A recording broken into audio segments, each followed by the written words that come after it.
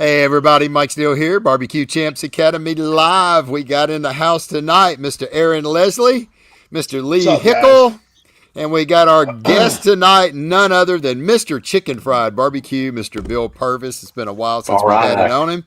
All right, all right. We're going to have a great show. Really excited. I think we're going to have a lot of fun tonight. Man, it's always good to have three Barbecue Champ Academy pit masters on here as well. And Mm-hmm. man, it's going to be good. Man, Aaron, how you been doing, man? It looks like you got out and had another great weekend cooking this weekend. I had a good weekend cooking and got to help out some organizations, but man, I had fun. I got to try some new things and push some limits, see how fast I can do something, how hot can I run it, and Right? yeah, Right. had first place brisket, so it was a good little brisket there. Ooh. Ooh, Wow. man. Okay. Yeah, it was Okay. when you threw the slice down, it went thunk. It was heavy. It is heavy, man. She was packed full, baby. Heck Packed yeah. full, but no, we had a good time, man. Had a good time. That's So, good. That's good. Where'd you cook at? up in Seymour's Outlaw. Okay, outlaw Yeah, competition. All right. yeah, Outlaw All up right. there in Seymour, and then I'm getting everything ready to go so I can do that little rolling double this weekend and Keller over to Enos. Okay. Okay. So you're Oh. going to do both of them then. All right. That's Yeah, good. I That's did. I did good. Enos last year, because they had the Yep. steak, but couldn't make the steak this year. But I said, oh, next year I'll just try to do both. I got a free entry in Jambo, so we'll just go do Keller and then flip over. Ooh. There you There we go. go. There we go. Yeah, see if we I'll, can't I'll take be another I'll Jambo be home. in I'll be in Enos tomorrow and Thursday, feeding 90 employees and whatnot for B&B Charcoal Heck up there yeah, at their man. facility. Yeah, There we about a go. 6-hour drive for me. Yeah. Yeah, Yep. yeah, Yeah. it's about right. It's about the same for me. About 6 hours. There you Mm-hmm. go. That's it. What's up, Mark? Yeah. Yeah. Mark's with us tonight. Lamar. Hey, Well, Lamar. How I you didn't doing, do any buddy? cooking, but I went over to Aransas Pass this weekend and I did some judging. It's good to go out there and judge a competition just to kind of see what flavor profiles that are kind of doing good. So I did chicken ribs and brisket.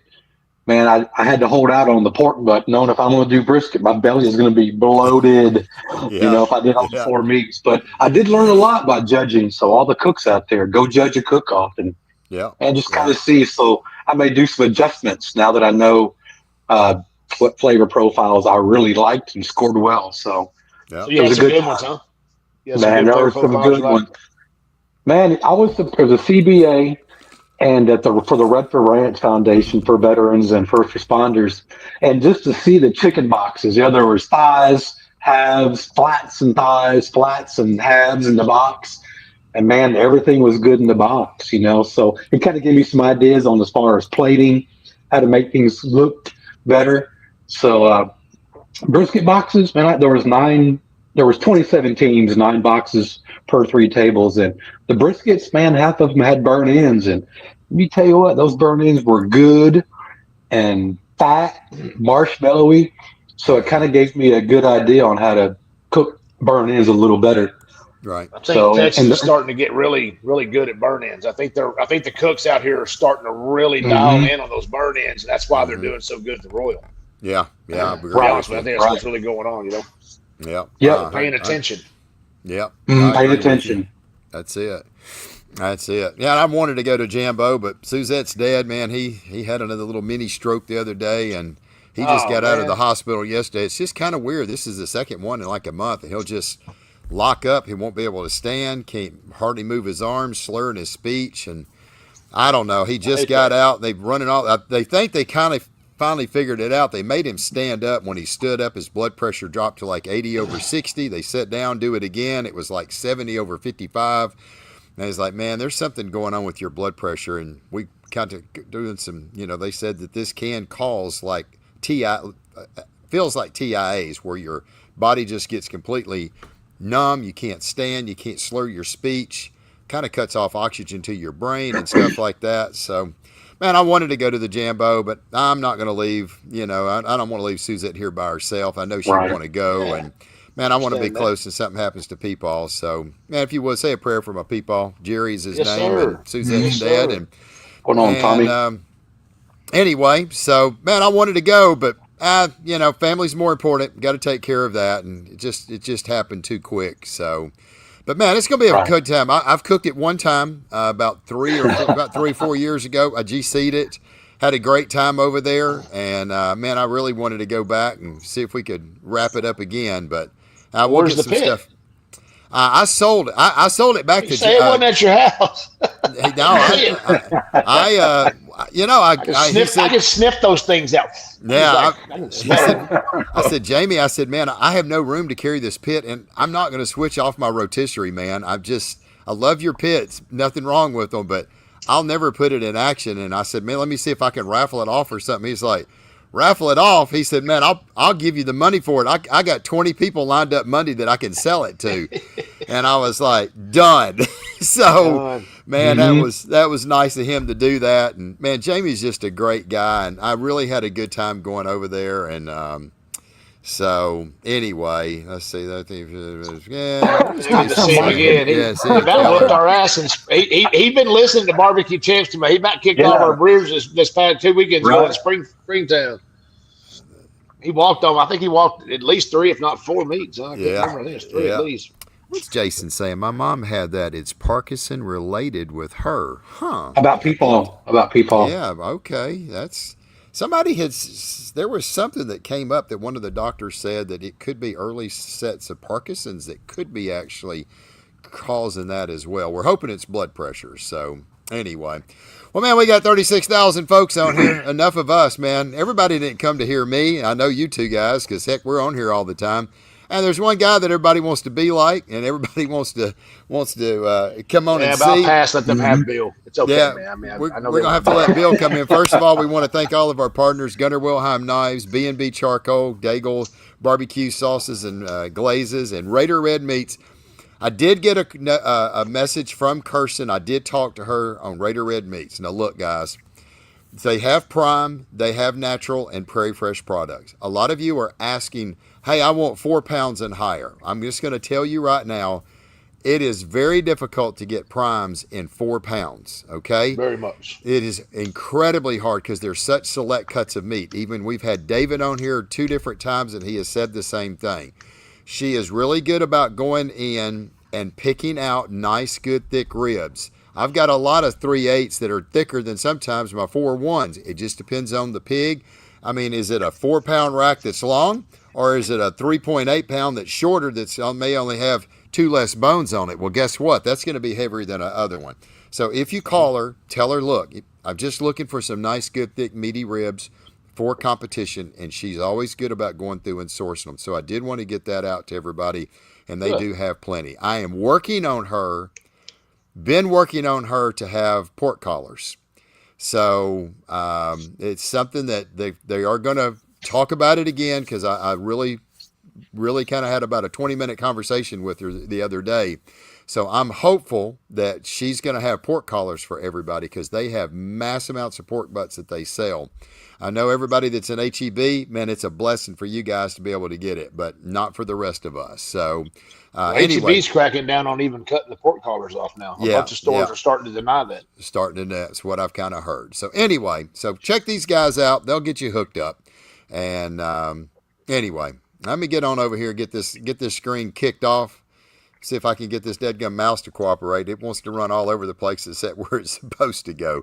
Anyway, let's bring in this guy here, Mr. Chicken Fried Barbecue himself. Hey, brother, how you doing?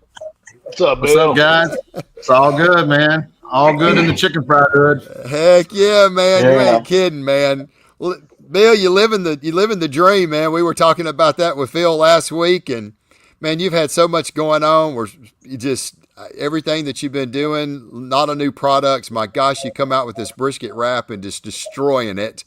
And then, you come out with this pork wrap, and my gosh, you get the deadgum world record set in the KCBS after umpteen years. That's got to make you feel pretty good. Man, it's pretty crazy. I mean, it is. I mean, it's pretty crazy that, man, people are using it and they're tagging it. You know what I mean? Yeah. It's, for people to go out and use the product and still share, man, it's just, I mean, they're not sponsored teams. They're not, I don't have a sponsorship, program, if you will. So for people still willing to go out, get first place calls or set the world KCBS record and share it on their stories and tag it. It's, man, it's crazy, man. Yeah. I'm super grateful for sure. Yeah. Super Yeah. grateful that, man, people are willing to share, so. Absolutely. Absolutely. Yeah. And it makes a big difference. I mean, we get a lot of people share, like, they've taken your class or Aaron's or Yeah. Lee's or whoever. And I'll tell you guys, we really appreciate that because, it costs a lot to keep everything going, and it's free advertising for us when you do that. So it supports us, it keeps us going, it keeps their classes relevant, and we always are trying to bring out new pit masters and stuff. And, we've got 41 folks on here, and if you've taken our classes, man, we'd always appreciate the shout out, not only for Barbecue Champs, but any of our guys. I know that a lot of guys will tag Aaron and his product or Bill and his products and stuff. And it a little goes a long ways. Just because you tell somebody you use it doesn't mean that they're going to know how to use it, how you're using it. So just give somebody a little nudge, and man, it'll help all of us out if everybody would do that. So but no, man, you've really knocked a home run with the brisket stuff, and then you and I kind of talked a little bit about that pork stuff, and man, I think you picked the right one, Bill. It's working. It's been very, very good for you. Man, I got another one on the way. It won't be long. So, really? Okay. All right. Another. I've got an apple wrap that Okay. I'm gonna release probably within the next 30 days. So. Oh my gosh, that's it'll be much like the peach wrap, but it's apple flavored. So. Yeah. But yeah, I mean, it's been like I said, it's what we do is a small community. I mean, there's only so many competition cooks, and to keep this sport or hobby or whatever it is, it's expensive to go out and cook. So, man, being able to willing to help somebody or share something that's going to help the next guy, maybe get a call or get his money back, or man, I think it's what helps keep this sport going. It does. So.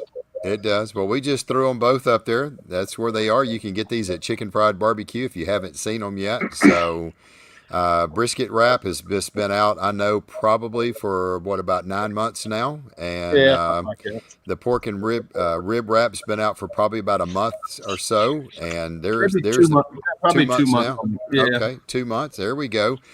And man, they're amazing. I mean, a lot of people are absolutely killing them. So if you need a little help, man, the wrap is really one of the things that you can do to really add a lot of flavor. And man, just give them a shot. Chicken Fried Barbecue. Look him up on Facebook, or just go to chickenfriedbbq.com. He's got them there. So, well, Bill, man, let's be talking a little bit about what's going on in your life. I know you've been kind of hectic and being stay-at-home mom, taking care of your lovely wife Vanessa, and man, lots of prayers have went out for her. And man, I know we talked a couple different times, and I know how stressful that was for you. There's nothing worse than watching your wife get cut wide open like that, and all this pain and suffering, the aches and things that she's going through. It's very, very difficult to watch that. And man, we had you in our prayers, and Vanessa, and give us a little update. I know you've kind of was really keeping us updated when she was in the hospital, and I'll tell you what, we really did appreciate that. And how's things been going since? Man, it's everything's right on track. So she's I think I have to look at my calendar, but here in October we go meet with the oncologist to go over the results of I guess the pathology report. But yeah, she's 4 weeks into her recovery process, and that's good. Man, they split her open, from here all the way past her belly button, and so she's still not really mobile. She can't, reach into the dishwasher and grab a fork or anything that requires any kind of seriously bending. She can bend over about as much to brush her teeth and, spit out water. That's about the limit of her bendability, if you will. But right. So yeah, I mean, I've been here. I did cook Danny Dietz, and one of her friends came over for the weekend, and because she needs someone to kind of wait on her hand and foot. Oh, absolutely. So when one of her friends that didn't come to the hospital wanted to come over, and she said, "Man, go cook. The next couple of weeks is what we thought. Next couple of weeks might be a little challenging, but man, it's a slow process." And I think she was expecting that maybe she would get better after 4 weeks, and she is getting better, but it's going to take every bit of 2 months. And we were talking with Aaron backstage. He's been split open the same way when one of his back surgeries. And man, I think he said it was 3 months. Is that right, Aaron? Something like that. Yeah. Yeah. So Yeah. But wow.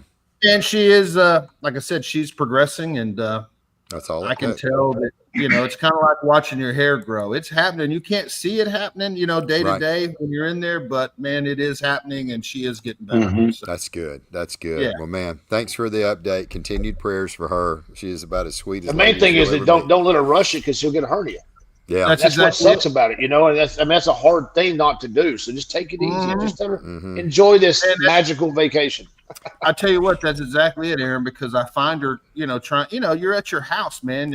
She's not one to lay down. She wants to, organize, clean, and shuffle. And, she's always wanting to do something. And I'm, constantly, hey, no, don't sit down, sit your ass down. I'll bring that to you if you need that, because, man, I don't want them to have to split her back open, because, man, watching them split her open and all that recovery business, man, it's fucking rough.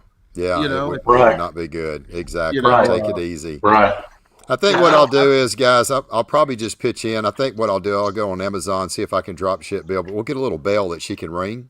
And that way, I'll send that. I'll send that to her, and she can just ring the bell. Bill.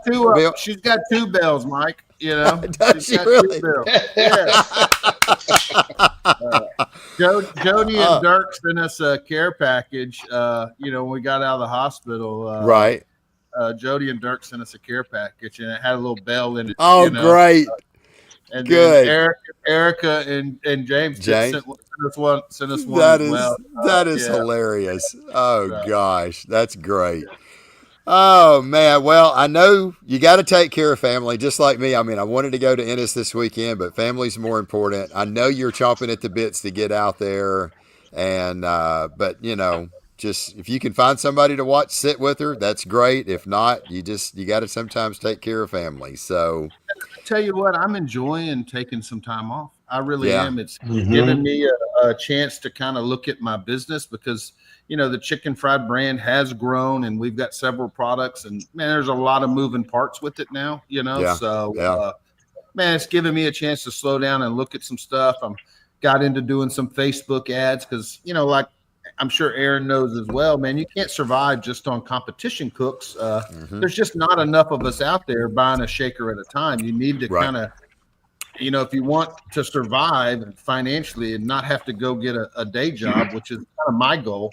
Right. And I need to get it past just competition, So, man, I got into some Facebook ads, and man, they seem to be working. I know me and you talk, Mike, but man, they seem to be doing, man, I'm getting sales from these ads. So, but yeah, it's been good. Where normally, man, I wouldn't sit down and do that. I'm too busy shopping for meat all week long and looking for, without having to do all that and being stuck at the house, man, I'm on the computer seeing what I can do. That's it. It makes a difference. It really does. Yeah. It really does. I've been kind of working and getting ready to start popping videos up on BBQ Champs every day. We're taking snippets of the classes, little 28 to 25 to 30-second reels that I've kind of got going, and we're going to start dropping on BBQ Champs, give people a little sneak peek inside what the classes look like. So it was kind of stressful when, I lost control of the Facebook page. It's like, oh my gosh, I mean, just your world stops, and it's all you can do is everything you can do to get that back. And man, now it's back. It's great. So, you can go on back to other things that you was wanting to do. So anyway, well, man, let's talk a little bit about barbecue, man. I mean, I know you hadn't got a chance to cook a whole lot this year, or at least for the last, it's probably been 2 months. Really, you've kind of been month and a half or so. Yeah. But man, you was kind of on a roll. So we were talking to Phil last week about, this new breeding pit that he's got rolling out there, this reverse flow. And, me and Lee was talking a little bit about it. And I remember you first told me about it, and I was telling Lee, I was like, man, I'm kind of scared. I was like, that's a big jump. He's been killing it on these cans. And I was like, man, sometimes that flavor profile, it's a different flavor profile and from a drum, because there's stuff dripping in it compared to an offset. And I was like, man, I hope this doesn't mess him up. Shh.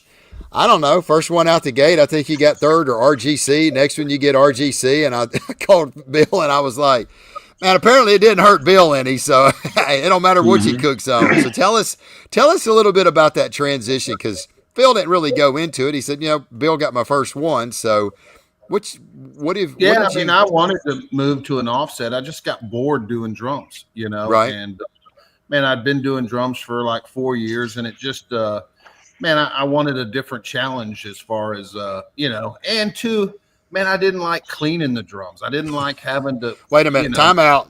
Yeah. Yeah. Exactly. Bill. I don't think you ever cleaned your drums. All right, let's. He did not like shoveling them out. No, he did not. All right, so carry on, sir. Yeah, I mean, sometimes me cleaning them at a cook-off was dumping them over the edge and getting all the shit that had bounced in there out. But right, man, there's kind of a thing, So, needless to say, man, I was gonna go with Outlaw, and Phil was like, "Man, I'm gonna build my own pits and start selling." I said, "Well, shit, I'll just take one of yours." There you go. So it was the first one he made, and man, once the pit was built, I drove my trailer over there, dropped it off, and man, they mounted it on the trailer, and man, that was it. It was it was a cold start. There was no practice at the house or any of that, and oh wow, okay, man, it's just barbecue, I mean, it's and two, man, I watched Lee, and Lee knows this. I've told him 100 times. I watched Lee destroy everybody on that insulated Magnum sniper. Yeah. So, and of course, Phil obviously does well. So, yeah, man, yeah. It's the pit's not an issue. You know what I mean? Right. The pit's right. So, man, I felt real comfortable. Man, going out and throwing meat on it, and it's the same process. You cook it to color and pull it on the right tenderness, no matter what the cooker is, you cook it to the color you like, and you wrap it and you pull it when you think it's hit the right tenderness. That's so it. There has been little changes as far as there is some learning curve with an offset compared to a drum, especially if you're the kind of cook that wants to look at numbers, temperatures. I do know, like on a drum, man, I may push my pork to 208, 209. And, man, on an offset that's not running as hot, if I push it to 208, 209, I'm liable to mush it, So, so you do have to make, there is changes, but it's not, if you cook on feel, man, it don't matter what the number is. Yeah. Man, that brisket feels soft, it's coming off. That's it. I mean? It don't matter what the number is. That's right. So, man, I didn't, like I said, I didn't have any real big issues switching over for me anyway. And I love it. I love it. It's one pit to clean. Yep. We were kind of talking to Phil a little bit about being an fully insulated firebox and the barrel, the chamber itself. Like, is there a learning curve in there on not getting that dang fire too hot? And he said, yeah, you can get that thing too hot in a hurry. And he said, you better go really light, because he said if that fire gets hot, it doesn't cool off real fast. Did you battle that any, or was you able to just kind of sneak up on it real easy? Yeah, I haven't had any issues with that. But then again, man, he told me that before I started using it. So right. I'm not getting 4 or 5 splits in there. And, yeah. I kind of paid attention when he said, man, don't load it up with wood. Yeah. I'm going to take your word for it, Right. So, I'll start it off with a chimney of charcoal and maybe a split or two to get her going. And from there, I'm just kind of drip feeding coals or, little splits. And she seems to run pretty damn good, Yeah. So what are you using are you using a Royal Oak lump, or are you using their briquettes? Lump. Okay. Yeah, Royal Oak lump. I run nothing but lump, Okay. And then just, if you see a little smoke getting light, just drop a little split on it, just to kind of keep the smoke thin. Yeah. I mean, I'll watch the temperature, I'll watch my temperature. And if it starts to trend a little downwards, man, I'll take a half pan. I've got 2 half pans together, and I'll dump a little lump inside the half pan. Yep. I'll chunk that guy in there, and it's good for another, 45 minutes or, Yeah. So a lot of times I'm chunking coal. I'm just chunking straight Royal Oak. I do have, wood chunks or splits, but equally, I'm not really attached to either, I'm kind of fine just throwing charcoal in the thing, Okay. Are you finding, Bill, that the smoke is not quite as as strong as what it used to be a couple years ago? Because you said you're using mainly lump and not a whole lot of splits. Are you seeing that the meat is a little bit more mellow on the smoke side now? Man, for sure. I mean, that's a lot of my profile that I cook isn't real smoky, Yeah. And one thing for sure on, wrapping, which obviously I got the wraps, right? Yeah. Wrapping on a drum versus wrapping on an offset, man, it produces two very different au jus. Yeah, drums are real intense heat, and it will reduce down just like, man, if you're making, beef tips at the house, you know what I mean? And you're reducing it down. So the au jus from a drum will reduce down and become a lot more stronger. If you will, which for me, man, a really strong au jus sometimes can hurt my brisket scores, even before I switched to the offset, I was wrapping my brisket and putting it on a pellet grill, and I found my results were better because the pellet grill is a lot like an offset. It's not a really intense heat, and my au jus wasn't as concentrated. It gave it more of a kind of a middle of the road flavor. Yeah. So, that's interesting. There's your pro tip right there. So, wow, that's interesting. That really is. So, I've kind of au jus is a lot different on a drum versus an offset, just because of how intense that heat is. Especially if you're running 300 on a drum. A 300 on a drum, it's not the same as 300 on an offset. No, not at all. And that's the one thing I've noticed with my rotisserie. I run my rotisserie at 270. I mean, it ain't even near a fire. I mean, it's rotating 2 RPMs a minute. And I mean, I got an opening in my firebox where it comes in the chamber that's 5 inches, and it just passes right by, and it's just out in heat.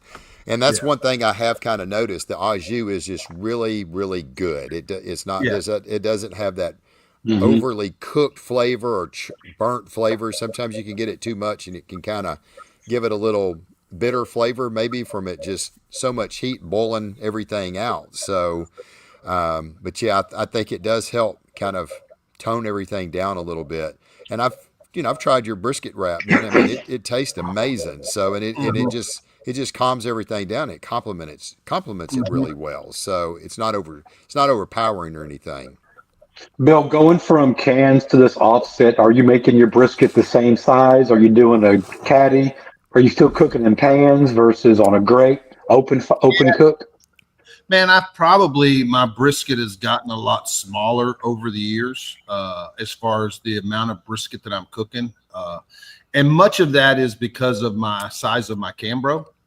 So I have one of the smaller Cambros that really can kind of it can hold 4 full-size pans. But whenever I use it as a refrigerator overnight, man, it only fits 3 because either I have one that's got ice in it or, I have the little insert that goes in that's frozen. So I want to be able to put my brisket, my flat, and my point in the same full-size pan. So I just take up one pan in my Cambro. So my flat, I could probably wrap it easily in a half pan. I don't. I use a little lasagna pan, when I wrap it. But I could wrap it in a half pan if that's all I had. That's how big my flat is. I'm usually only turning in 6 or 7 slices, so I can get that out of. I bet it's probably as big as a sheet of paper, if that. But maybe even a little smaller. Right. And I'm on the caddy, and not because I think the caddy gives great results. It's just easier for me to pull it on and off the pit while it's in the caddy. It just makes handling it. It just makes handling it easier. I've got a question for you on the caddy. So, and I know a lot of people are using. I've never really used the caddy. Do you see that it plumps the brisket up a little bit thicker using a caddy? Is that a myth, or do you actually see that it actually does plump the flat up a little thicker? Well, I don't know if it plumps the fat up, but what it does do is, man, it doesn't let it expand left or right. You know what I mean? Right. It keeps it in there to where, man, you don't end up with these big horseshoe slices. Because, you guys remember Lone Star, and Aaron probably, will remember this too. But Lone Star, for the longest time, you couldn't dock your slices. Right. So if that thing kind of guitar picked out on you, because sometimes those, at that point in, there's a lot more marbling there on that point side. And man, sometimes they have a tendency to, just go, Kick out. wide. Man, that caddy prevents that, I got you. Whether it makes it taller or not, man, I'm not really sure. I think a lot of that's in the trim, of how you trim it. So I do too.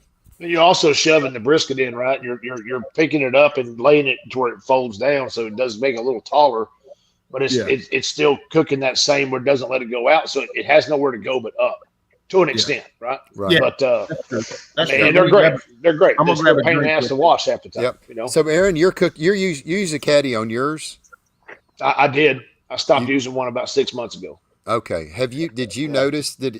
I mean, 100%. I had 4 sizes. I had 6.5 all the way up to 8-inch. But what I'm saying is, obviously it keeps it from going out, but does it seem like it makes the flat a little thick, a little taller? Well, it does because what I would do is I would lay it in one side and then I would fold and then I would roll it and I would put the other side, then I would push it down, right? So as that brisket swells, we all know if you cook it hot enough for a certain amount of time, if you pay attention, it will gain some height. It will swell up the muscle structure, right? Right. So in that caddy, it has nowhere to go but up. It can't go out. It can't go this way. It can only go up. So it does make it a little taller, but I think that's your brisket swelling anyways, allowing it to move wherever way it has some free movement. Yeah, that's about makes it. sense. Other Makes than that, sense. just a little easier. I think I got the same rise in height out of a regular wire screen kind of than I really did out of the caddy as far as swelling goes, but how you cook your brisket is how much it's going to swell. Yeah, makes sense. And I think too, you've got to be careful with the caddy because there's been times where I've kind of wedged it in there tight fit, and the some bitch is mushroomed over the top. Can't get it out. Damn.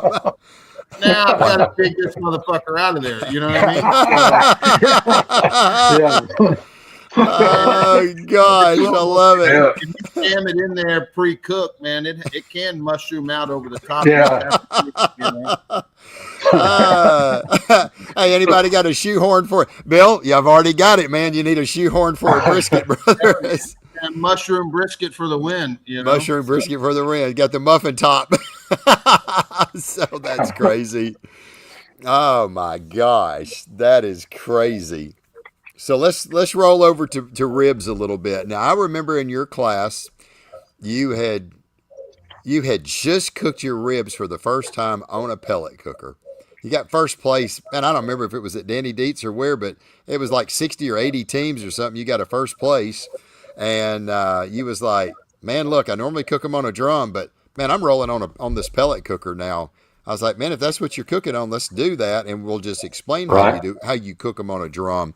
So, and I know you cooked them on that pellet cooker for a while. So, and I would have to think the offset, like you said just a minute ago, it is one of these cookers that it kind of mimics an offset because you don't have any kind of direct heat. It's got a lot of indirect heat other than maybe a little bit more smokier flavor. Have you been, obviously you've been pretty happy with your ribs on the offset as well? Yeah. And I don't really, to me, there hasn't been much difference between moving from the pellet grill to the offset, a lot of my discoveries in barbecue is me being lazy and like, I don't feel like lighting a drum. I'm going to cook them on the grill. They got first place, man. It's really easy to overthink a lot of this stuff. And so, man, I think I'd been on it maybe 3 or 4 weeks. When I filmed my class, I'd switched to the pellet grill, and man, I think I had 2 first places and like a 5th and a 3rd. It was like, man, this first rattle out of the box, it was a first place, and man, it kept hitting top 5s, and I'm like, man. And it was really just me being lazy, not wanting to light a drum. I just put that pellet grill on the porch. Push a button. Yeah. The idea was whenever I wrapped food, I could move it over there. And man, I just woke up and said, man, fuck it. I'm just going to turn the pellet grill on, cook the ribs. Push the button. I never looked back. Looked back. Yeah. Man, this cat right here, Mr. Steven, he is a pellet cooker, man. And kills it. He's just a very, very consistent cook. And man, he's got all this stuff on a pellet cooker. So these pellet cookers. I think the pellet cookers are great until man, you've got a power issue or something like that, which that happened to me at Danny Deeds. Right. Man, I'm at Danny Deeds last year, not this year, but last year. And man, I go to light the pellet thing and I get an error code. Oh, crap. And I'm there with 2 drums and 1 pellet cooker, trying to do 4 meats. And I'm like, man, this ain't good. I got an error code, Yeah. Man, I ended up, getting online or whatever, it's 5 o'clock in the morning, man. You're trying to, Google how to get rid of an error code. Right. I ended up unplugging it and plugging it back in. It seemed to clear it, but man, that thing was smoking bad. It looked like, man, I thought the door was going to bust off the thing, but it ended up working itself out. But right, man, it was a little touch and go. And at that point, I was like, man, I can't wait to get that offset because, man, that's not going to happen on an offset where right. Yeah. It's just, and I was cooking every single weekend, which is hard. Those pellet grills aren't really designed to travel that way. Yeah. So, but man, I think you can win with pellet grills, no problem. Oh yeah. Obviously, Peacock's proved it. So yeah.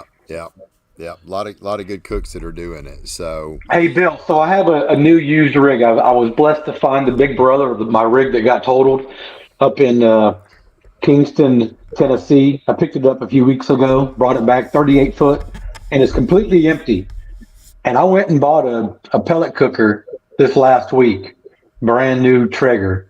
What do you think about cooking brisket, chicken, and ribs on a pellet cooker? You think that would work? I've never cooked a brisket ever. It would work all day long.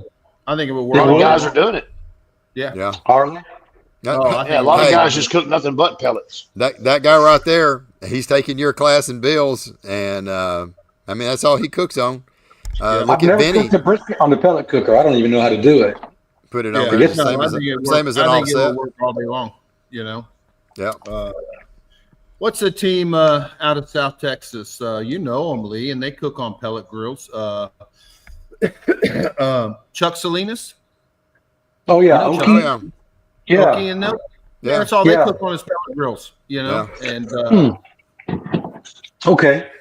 And they always do well. They do good. Yeah. They do good, and they don't cook a lot. But when they show up, man, they're going to be in the mix. Yeah. Right. Yeah. Okay. Well, look at Benny. And they're 100%. They're 100% on a Traeger. Yeah. I'll be down. Yeah. Benny cooks on a. They may have a Weber for their chicken, but I know brisket and ribs are on that Traeger. Right. Okay. I think you can do good with brisket and rib. The chicken may be a little bit different. You just want to kind of lighten the load, less trouble. But you're right, though. Electricity is your friend. If you don't have power for a pellet cooker, you're in trouble. Yeah. And I mean, even Carl. I think Carl Davis. He's leading the points in I think probably every category. Man, I think he cooks his chicken on a little pellet grill. I think he does his brisket and ribs on an offset, his pork on the offset. But I think Carl does his chicken on one of those little miniature pellet grills. Little jobs. Man, and he hammers it in chicken too. Yeah, that's crazy. He's probably leading CBA in the chicken. I mean, I think he's leading in all 4 categories. Right. I'm willing to bet he's leading CBA in chicken, and he's doing it on a pellet grill. Wow. So. Wow. I mean, I've seen him open a pellet grill, and it's all right there, so he does cook on his pellet grill. Mm-hmm. Yeah. That's crazy. Let's see. Perry. Interesting. Thanks, Bill. I can't remember solely on my Traeger. I haven't cooked in a while, so it's about that time to go back on the circuit. Oh, shit. Pickle's coming back out. Watch out, boys. Watch out. Coming back. Yeah. I got a lot of requests to go cook out in the Carolinas again, too. So I may have to stage up in the Carolinas and do some cooking out there. East Coast tour. I feel it. Yeah. Oh, gosh. Number two. My gosh. No. That runs you for 2 years. Yeah, it did. Wow. It took 2 years off. Where's Lee? He's missing in action. He did that crap for 48 weeks, and he's like, man. Mm-hmm. Oh, goodness. Well, let's roll over to some pork, Bill. Pork is a little bit different. It's not every organization has it. It's just mainly KCBS and CBA. And, what are you seeing going on with pork right now? What do you think the biggest change has been in pork saying this past year? Well, I mean, I think last year I think I was third in pork in CBA, and this year, man, I'm taking it in the shorts in pork. Right. But man, here lately, I think I did nail a couple of first places, and a lot of it was backing it off and not turning it in so freaking tender. You Right. almost think in some situations in CBA, because it's knife and fork, there is no such thing as too tender. But I do think that guys are turning in some of them mush jobs. So Right. I've been trying to tail back a little bit, and man, I've noticed my scores and turn in a full box, even though it's only 6 bites. Right. And I Load it do up. try to fill that box to, if anything, just to hold some heat, so and the pork stays warm, Right. Bill, you're right. This weekend I judged CBA in Aransas Pass, and I did judge ribs. I didn't judge pork, and I'm okay. I thought I was okay just seeing 6, 7, 8 bones in the box. I'll tell you what, when I saw 10 bones in the box, 5 on 5, that box really stood out beautiful. And those ribs were pretty piping warm still, Still compared warm. to, still warm compared to 6 in the box, so absolutely. I was surprised. The bigger the box, I think it scored better, the more volume in the box.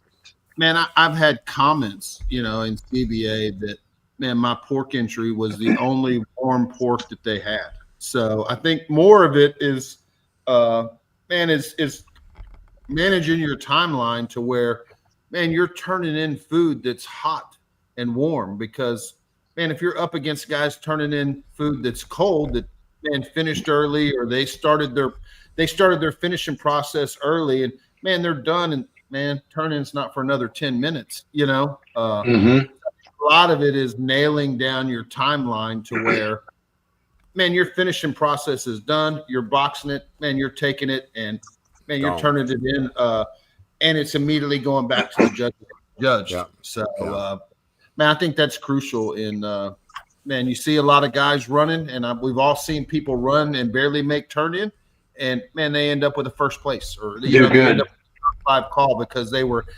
almost missed it by a second. Yeah. And they end up, so I do think there's a big portion of that with any of the proteins, I was kind of surprised as I'm sitting there waiting for the chicken ribs or brisket, how many teams were waiting for the window to open at 10 minutes till. I mean, goodness gracious. I mean, they're there at 10 minutes till. That box isn't even going to get judged until 5 or 10 after. That's 20 minutes. That box is just sitting there. Good luck. Yeah. Good luck. Right? Wow. I see a lot of guys at like when the window opens at 10 till, right, walking at 5 before. So at 45, right, they're walking up there. They'll wait and they'll put on the box. Well, some events are 20 minutes from the windows open, and some are just 10. Some are 5 and 5, whatever. But I mean, it sits there for give or take 20 minutes before it ever even gets to the table, and then they start. But that means they boxed it and walked it at 45, which means they had it done at 40. You know what I mean? So now you're 30 minutes. And it just loses its time, So I was like, too early, boy. Yeah. I've seen it at cook-offs, like I said, where I've sauced my ribs and I'm coming back out to put them on, the offset to kind of set a sauce, and people are walking by with boxes, and I'm like, man, I hadn't even set my sauce yet, and they're walking by to turn it in, Right.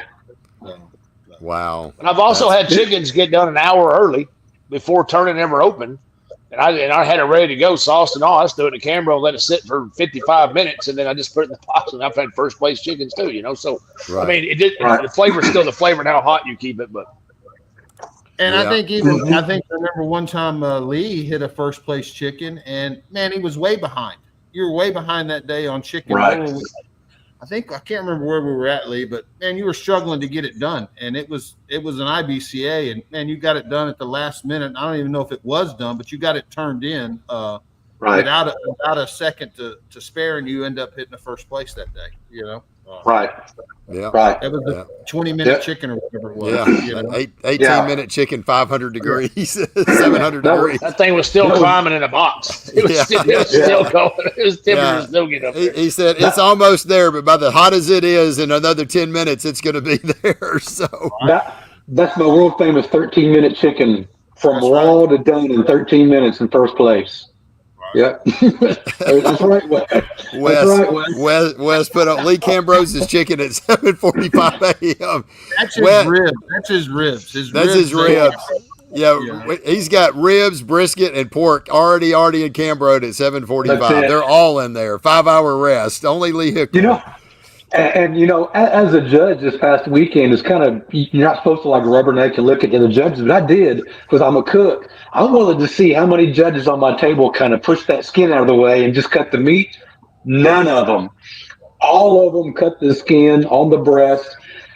I like to have my thigh meat facing the judge and to have the wing blocking the breast. Even that's how I block it. Shit, I still spun that box around to cut the breast as a judge. Yeah. But every judge on there actually cut the skin and ate the skin with it. Nobody pushed it aside, and I was surprised to see that. Yeah. Wow. I thought they wouldn't even worry about the skin. Just put the skin away and just cut the meat. Yeah. They were all cutting the skin and the meat. Yeah. That's one thing I didn't know was happening, but it did here. Yeah. So just one more thing to learn. Suzette told me that, she's doing a lot of BCA and helping them there. And she said, it does not matter how you put it in the box. If you got your thigh to the front and they want the breast meat, they will spin the box around and get the piece they want. So it does not matter how you put it in the box. They're going to spin it around and get the piece they want. So, and I really, one of the things I really work on is my tenderness on my skin. So, because I want it easy. I don't want them fighting. I want them to be able to go in there and, mine, you can just slice right through it. And I want them to get that skin because that's where the flavor is. So, Mike, how do you achieve cut through your skin? Man, it's just very carefully.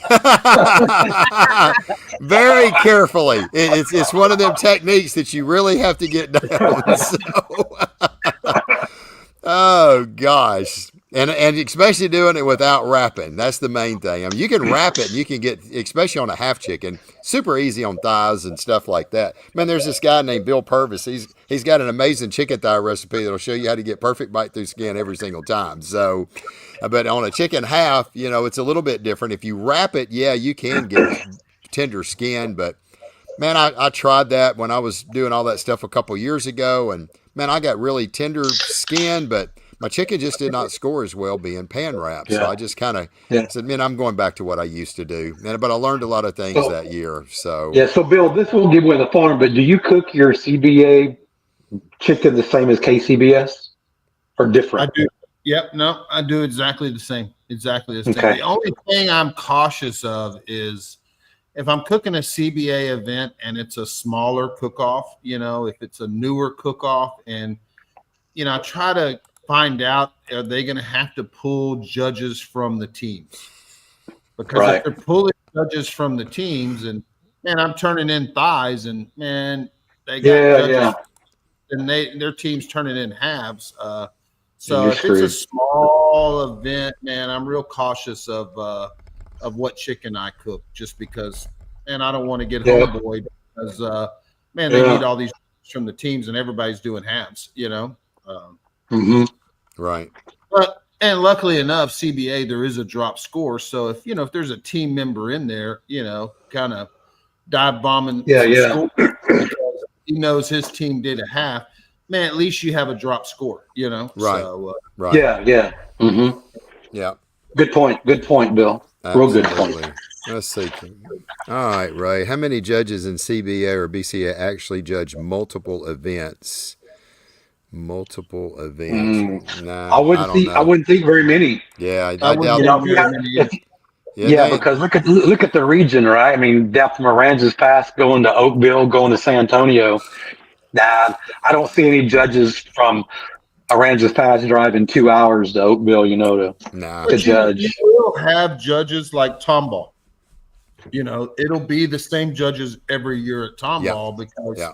Right. And that event's been going on. They have Tomball has an email. I mean, the onus is on the promoter to bring in the judges. So if an event's been happening man, they're probably going to the same judging pool every year to grab their judges. So, but new event, that's the ones that, first year events, man, do you have enough judges? Are you going to be running around asking team members to judge, So, yeah. Then that's never fun when they start pulling team members out. I think you're already at a disadvantage. I don't necessarily see that a lot, but some of these little, small, obviously some of the small little last minute cook-offs that get thrown together, and man, the promoter, it's his first year doing it. He hasn't necessarily, man, it's his first year, man. He hasn't went and sourced a bunch of judges or whatnot. Right. So, right. Yeah. You got to do what you got to do. You don't want it, but you better have some judges or you ain't going to have a contest. But it's an easy question to ask, the event rep. How are we looking on judges? Does he? Oh yeah, man, he's got the school board or police department. Man, he's got plenty of judges. Oh, okay, that's good. Now, years ago, that you saw that quite a bit at all these cook-offs. They're pulling from the judge, from the crowd, different teams. But I think now they're all cracking down on competitive barbecue competitions in the same area, the same weekend. I think they're kind of limiting that for the good of the promoter, not to overwhelm that area with too many cook-offs to take away from each other. So I think now the judging pool is a lot better to choose from than before, not having to pull from the cooks' teammates. Yeah. Yeah, 100%. I think KCBS has a rule on mileage, don't they? 150-mile radius, 200-mile radius. You can't have two cooks at the same time. They Wes do Garrett? I don't know. Something like that, right? Man, I don't know, because they'll have several events in Kansas City on one weekend. So, I mean, it's probably a 30 or 50 mile. Because, man, any given weekend in the heart of KCBS, man, the Kansas City area will have 3 or 4 events. So that is true. Yeah. Right. Yeah. So I think there is some sort of mileage thing, but all right. So Wes says Wes popped up 150, but that's too close. I got you. Okay. Yeah. Okay. So I know like cook-offs that are like Atlanta, Georgia, Shelby, Carolina, and then over in Kentucky, they're all kind of close. And so even though it's 3 states, they can't have the same or a competition the same weekend. Right. If it happens, probably. I don't know, but I don't know how tight they watch that. But so I think IBCA is doing better. All the in CBA as far as not overwhelming that area with too many cooks, so you can get a better judging system. Yeah. Right. Yeah. That's for sure. Well, it seems like a lot of people seem to like the BCA or the CBA dropping the low score. I do think that's really important. Yeah. I think it just gives the cooks a better chance if you have somebody that's, kind of throwing some bombs out there like, what the heck were these guys thinking? So, because it hurts, it really does. You do everything and you just got somebody just lowballing. Well, it just takes one knucklehead that's buddies with someone to go in there and go, man, we didn't turn in burn-ins, and anything that comes with burn-ins, he's, dive bombing scores to try to help his buddy win. He's got good old boy. Yeah. He's got good old boy. Yeah. Exactly. Hey, Bill, so what did Wes Garrett think of Danny Dietz doing this Texas KCBS? I don't think he's coming back,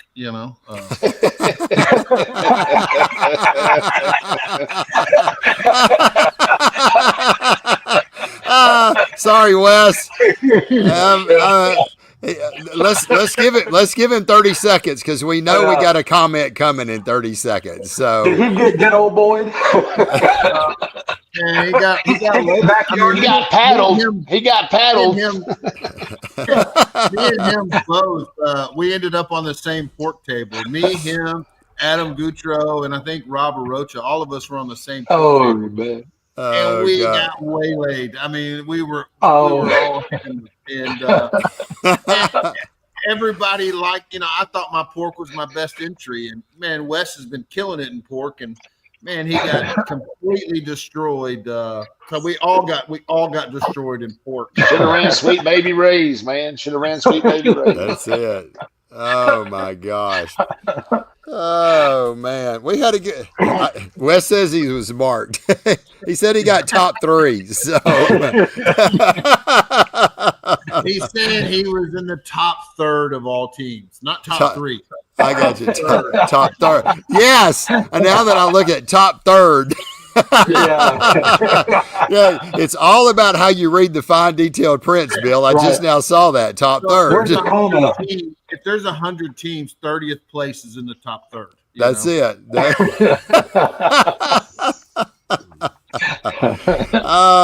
It seems like sometimes he just kind of gets the shaft. I mean, we recall last year he brings it on himself. Last year at the American Royal, I remember I got my score sheet at the American Royal after the invitation, and I'm going down through looking brisket, and I get to the very end, and I was like, wait a minute. I looked at that again, and I was like, is that West? Did he? And I'm thinking, did he make turn in? That's the first thing and I'm reading the scores, and I was like, yeah, he made turn in. It's like, dang, that is not where you want to land.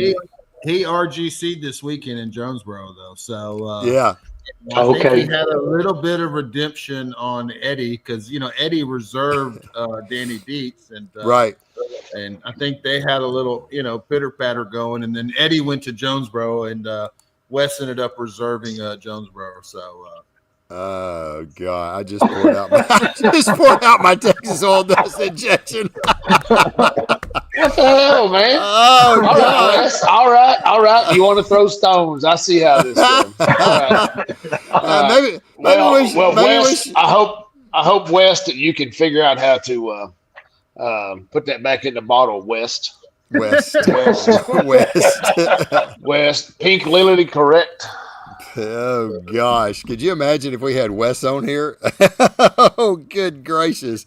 And the last time we had it on, there was a lot of controversy with that scoring system stuff. Oh man.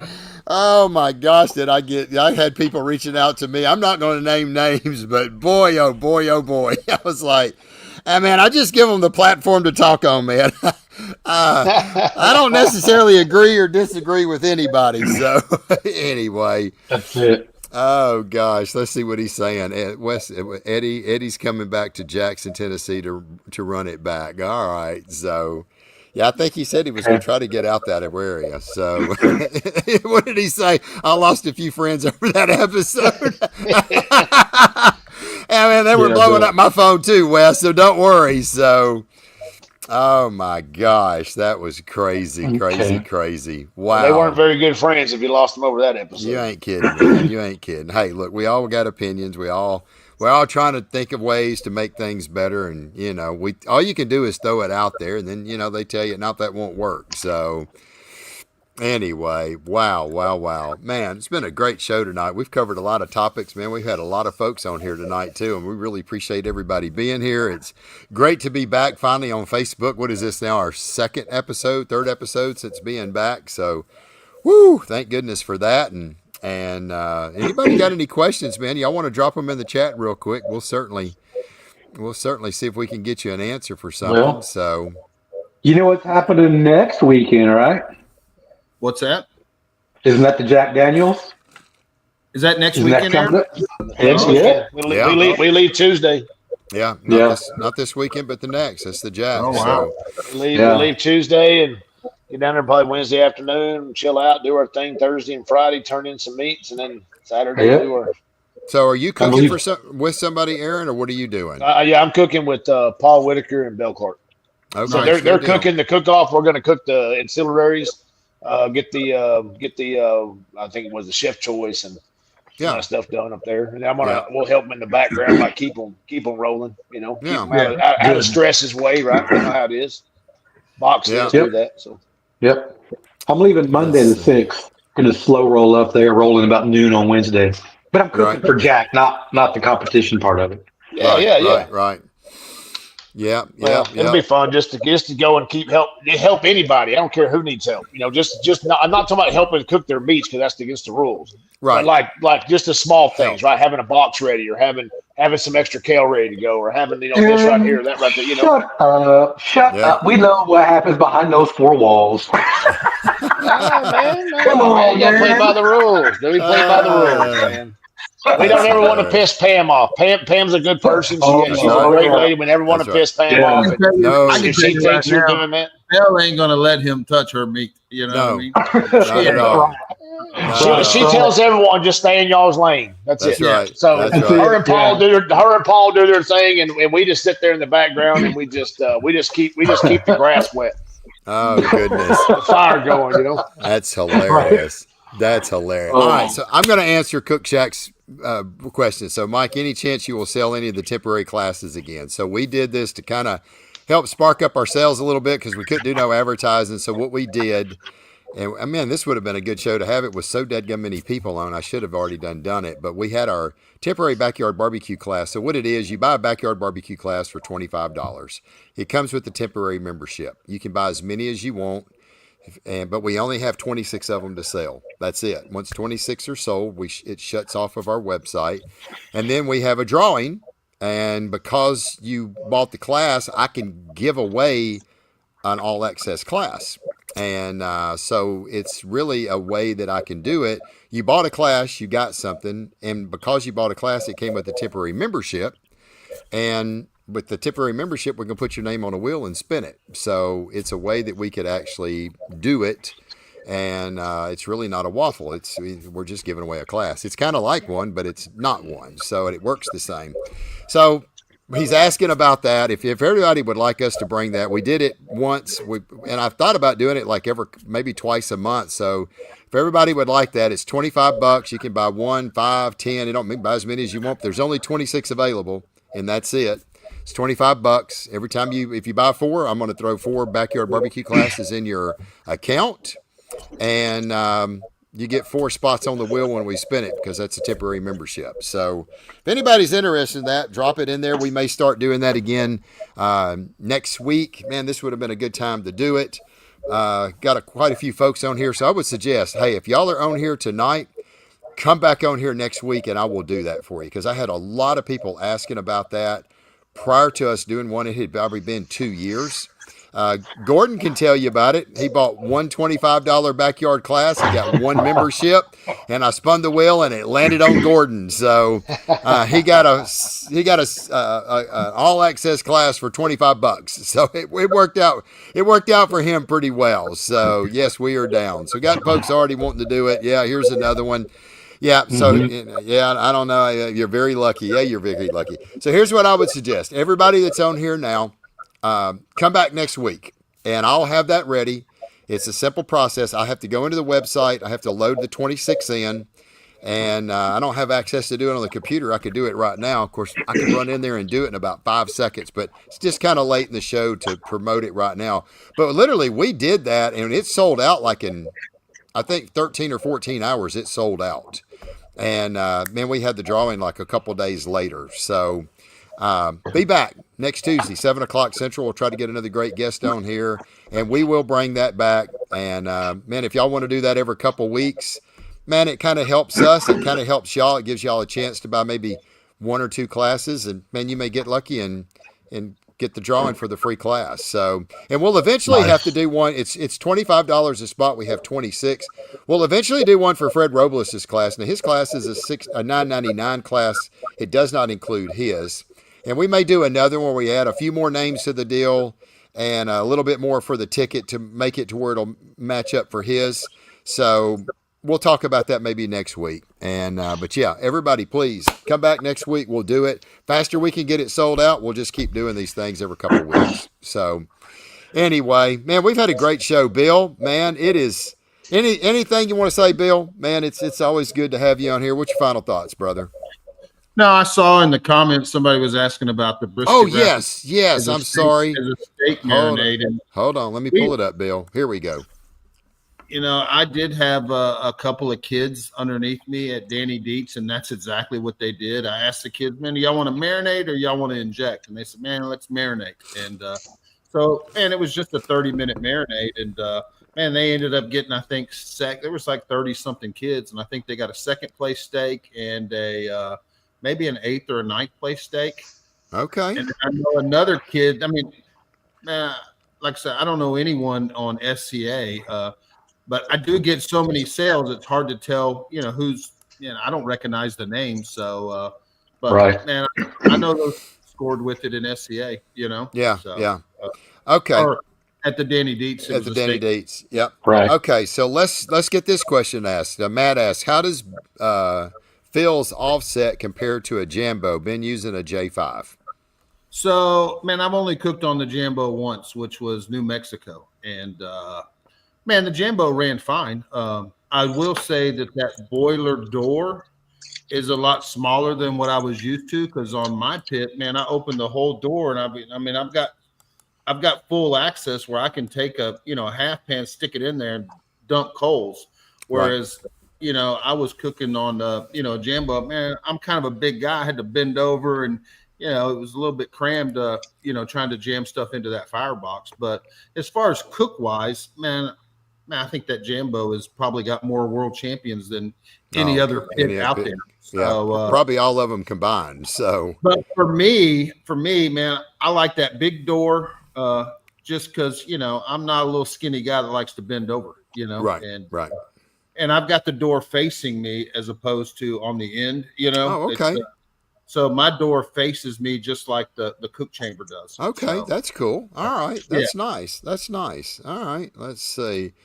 A team hit a 717.50 with all of Bill's wraps this weekend. Gosh, dog, man. Yeah, and 718 was just a couple of weeks ago. Yeah. And the guy that GC'd up in Arkansas. Yeah. Man, he tagged me, and like I said, it was what I was saying earlier. Man, these people are tagging, and that's awesome. It was his first GC too. It was his first GC, and man, he tagged the wrap. So that's awesome. So now you got the first and the two highest scores, and pretty much almost the two highest scores in KCBS using your wraps. That's pretty awesome. Yeah. So It's, that's good. Well, Bill, you got anybody you want to thank, man? Man, I want to thank all of you guys. Man, thank you guys for, especially you, Mike and Lee and Aaron. You guys show up every week. That's what we need to do is build barbecue, and it's hard to show up every week. I think me and Wes and Bill are a little burnt out on showing up every week, and we're kind of on Cadillac mode, so we're not having a show tonight. We're just kind of going to do them little one-offs here and there, but yeah, I mean, I think Royal Oak Charcoal, Yoder Pits, LC Barbecue, Cosmos. Man, I've been fortunate enough to, to land a few sponsors here and there. So, but yeah, man, like I said, thank all of you. Yeah, absolutely, man. Wes said he got fired. Hey, Wes, send over an application, Wes. We'll get you worked in, brother. So, hey, Mike, next week you might need Wes because Aaron and I are going to be on the road traveling to the Jack. Oh, that's right. You might need Wes to come in.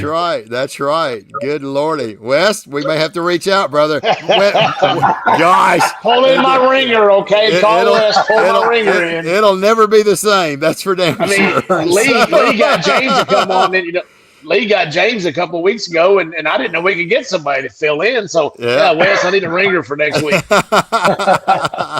That's hilarious. Oh, goodness be careful gracious. With Wes, because he'll your stuff won't get monetized. You'll get flagged by YouTube. They'll send you I know. I'll be right back off of the dead gum. They're going to suspend my account this time. So you'll get a slew of death threats and hate mail. I'm telling you. Yeah. Sorry, Wes. We're going to put you in timeout, man. He's going to the Jack. Thank you, Ray, for letting me know he's going to the Jack next week. So I'm telling you, your inbox will be full of death threats and hate mail from you. Right. Oh gosh, Bill, man, it has been great, man. We're gonna have to get you on more often. It's always great to get all you guys together, and I love you, brother. I'm so happy for what you've done, and give our love to Vanessa. Please give her a big hug and kiss for me and Suzette. And man, we appreciate you, brother. No, thank you, and man, I'll be praying for your Papaw. For sure. Yep, thank you. Well, I appreciate it. Well, I hope everybody has enjoyed our show tonight. It has been a lot of fun. Please be back with us next Tuesday night, 7:00 Central, 8:00 Eastern. We'll see if we can get you another big guest in here. And Lee and Aaron, safe travels to y'all heading to the Jack and everybody else. Probably next week we will be talking quite a bit about the Jack. So, man, maybe I'll try to reach out to some champions in the Jack that's won it before and maybe see if we can. I know Bosca won that deal. Maybe it's been a while since we have David. I may reach out to him or some others. And I tell you what, guys, if you've got somebody, we still got 48 folks on here. If you've got somebody that you'd like for me to have on, either drop it in the chat or message me. Go find Mike Steele on Facebook. You should get Scuffletown on. They won it last year. Yeah. Well, he'll be running to the jack. Now I can reach out and see if we can get him on Albie. And maybe he hadn't left yet, but yeah, that would be pretty cool. I'll reach out and see if we can get him on. I imagine he's going to probably be getting prepped, and I sure don't want to get in the way of somebody. But man, if y'all got somebody in particular y'all like to have, just we'll see if we can reach out to them. Especially if I could get 4 or 5 people saying the same person. Drop me a message on Facebook with Mike Steele. And anyway, man, it's been a great show. We appreciate everybody. Love y'all so much. And good luck this weekend, anybody that's out cooking. And as we always say, y'all go out there, have a lot of fun, and smoke on.